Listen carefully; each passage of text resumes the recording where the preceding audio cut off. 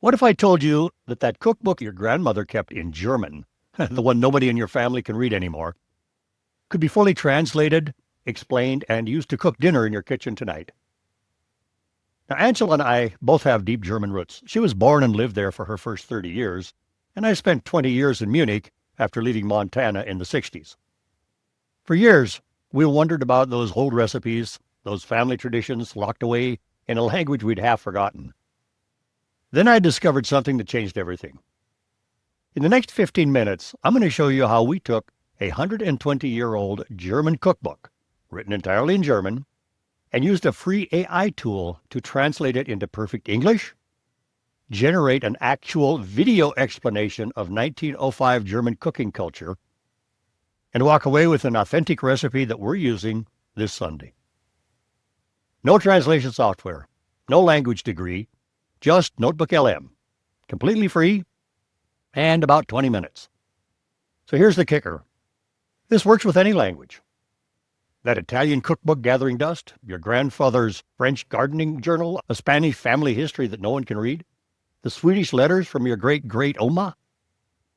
Whether from your personal treasures or one of the millions of these treasures hiding in plain sight on the internet. And I'm about to show you exactly how to unlock them. By the end of this video, you'll have the keys to all of those lost recipes, stories, and traditions. And by the way, if you'd like to share this wisdom with your friends and the rest of the world, please hit that like button and the subscribe button. First up, Gutenberg.org, one of the internet's best kept secrets. Look at that, over 75,000 free ebooks. That's way more books than my local library had when I was growing up. Here's where it gets interesting. I searched for German language books and boom, there's Grimm's Fairy Tales, works by Kant, even Freud's psychoanalysis writings, all in German, and all free. Keep scrolling and there it is, Folks Cookbook by Hedwig Heil. That translates to the People's Cookbook from 1904. With German ancestors on both sides of our family, learning these old recipes isn't just about cooking, it's about tasting a piece of family history. Now, here's the key move. Don't download anything yet. Just right-click on that Read Now link and select Copy Link Address. We're going to hand this URL directly to NotebookLM. We're starting with the original German text, Folks Cookbuch für Schule, Fortbildungsschule und Haus. Our mission? To translate, explore, and revive this 120-year-old cookbook in English. So let's head into NotebookLM and see the transformation in action. Here we are at NotebookLM, my digital workspace that's getting more crowded than Angela's recipe collection. Click that Create New Notebook button and let's get started. NotebookLM gives you plenty of ways to start. Upload from Google Drive, link to a website or YouTube video, or paste the text right in. Well, we've got our Gutenberg link ready, so we're going to start with going to that website. Paste the full Gutenberg URL, hit Insert, and watch as NotebookLM pulls in a 120-year-old German cookbook. Magic! The notebook loaded in our German cookbook, and it's already summarizing in perfect English. Soups, meat dishes, vegetables, desserts. NotebookLM read the entire German text without breaking a sweat. And notice the auto-generated title at the top? You can go ahead and make it your own, something like German Cookbook Adventures. Click on the source and look what happens. A source guide in perfect English explaining this 1905 German cookbook. Those buttons at the bottom of the source guide, they're like tags pointing to the key ideas in the book. Let's select food preservation and instantly you get a deep dive into sugar, drying, salting, and storage. From German to faultless English. This is what I call a language miracle. Time for a refresh? The refresh button up top clears your chat so you can start new questions. Great for exploring new angles. But be careful. Once you hit it, whatever's in your chat window's gone forever. If you want to keep something, hit that Save Note button at the bottom. So what if you wanted your answers in Spanish? No problem for NotebookLM. Click the Settings button at the top and you'll see the Output Language option. It's set to default right now, which gives us English responses, but watch what happens when we change it. Look at all of these options. Espanol, Afrikaans, and many more. NotebookLM can generate responses in dozens of languages. Remember, our source is German, but we can get answers in any of these languages. So let's try it out. I'll type the same prompt again. Create a one-paragraph overview. Same German cookbook, same question, but now we've switched the output language. And there it is, the entire response in Spanish. German source, Spanish output.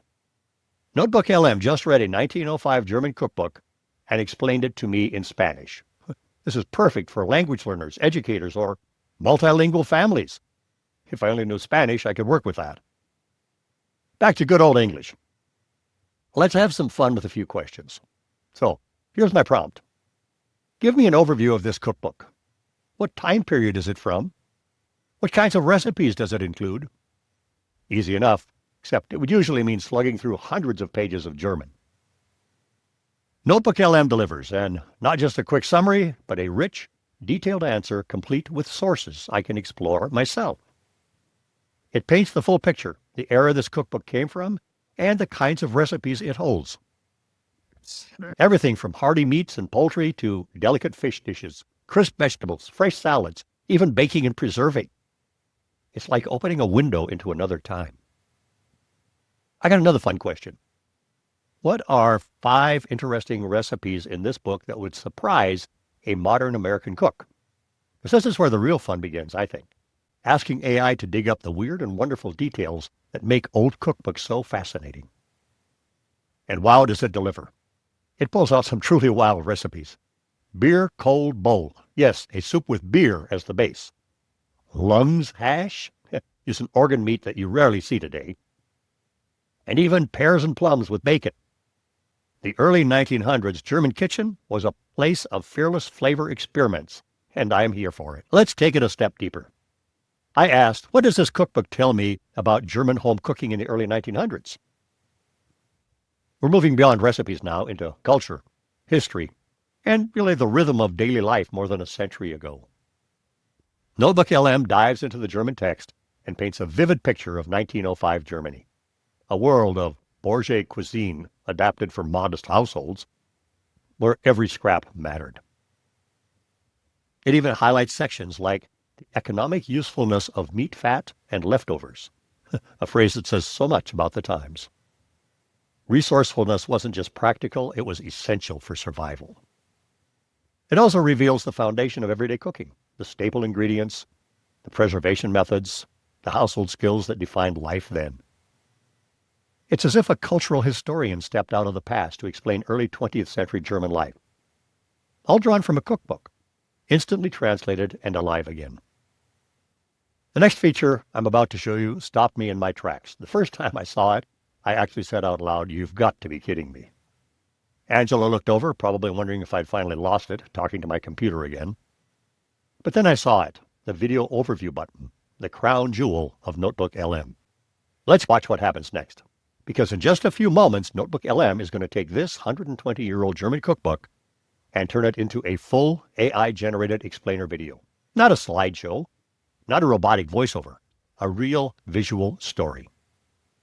Let's open up a culinary time capsule. We're going to travel back to a world that feels, well, both incredibly distant and, in some ways, surprisingly familiar.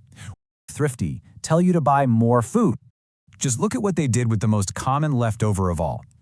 Not bad, huh? But the real magic? I'm not stuck with it.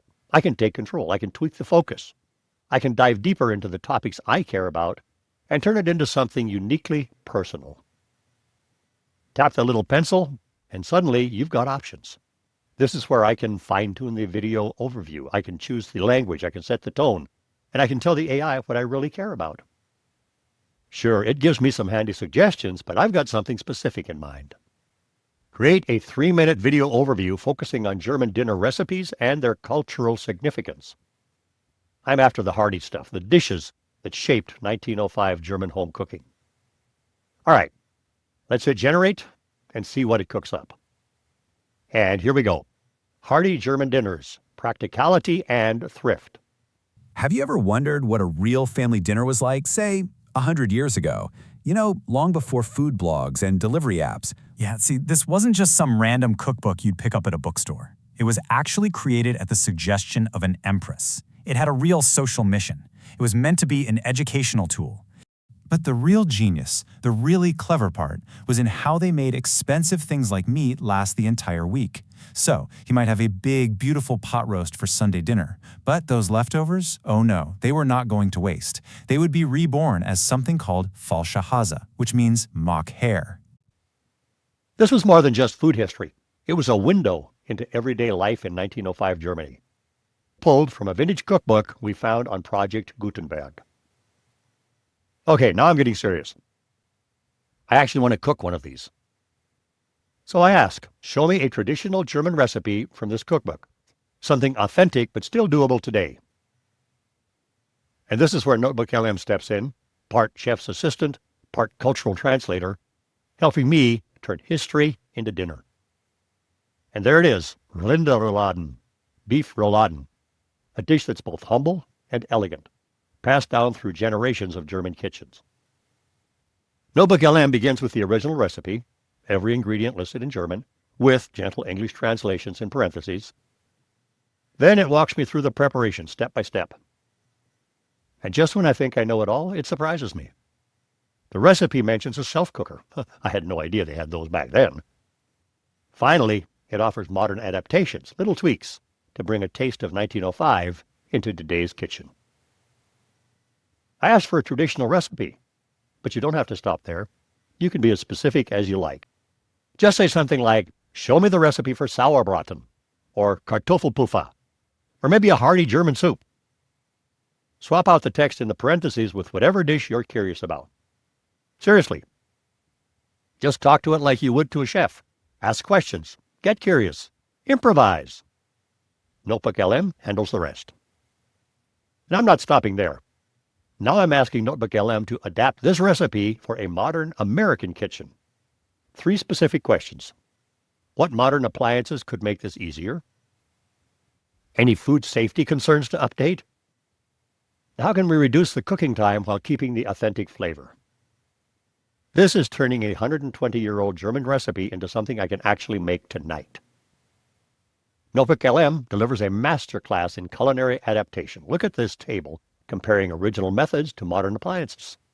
The traditional 2-hour slow braising, you can use a slow cooker, a crock pot, or oven braising. It even explains the Selbstkocher, or self-cooker, principle, that fireless cooker from 1905.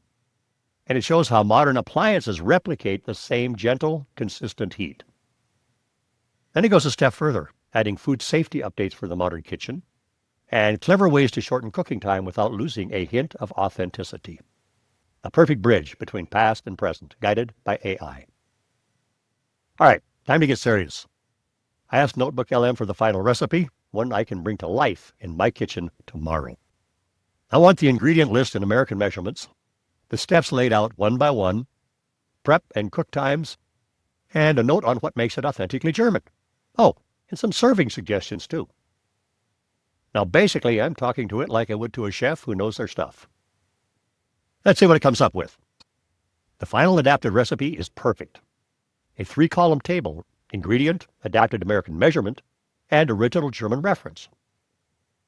All of that followed by step-by-step instructions from preparing to cooking, and even modern options, like pressure cooker. It also includes a few remarks on keeping it authentic, although I think I might add a few things that I learned in the 60s in Germany.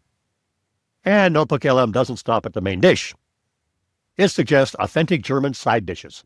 Salzkartoffeln, Stampfkartoffeln, Bratkartoffeln, 3 different potato preparations.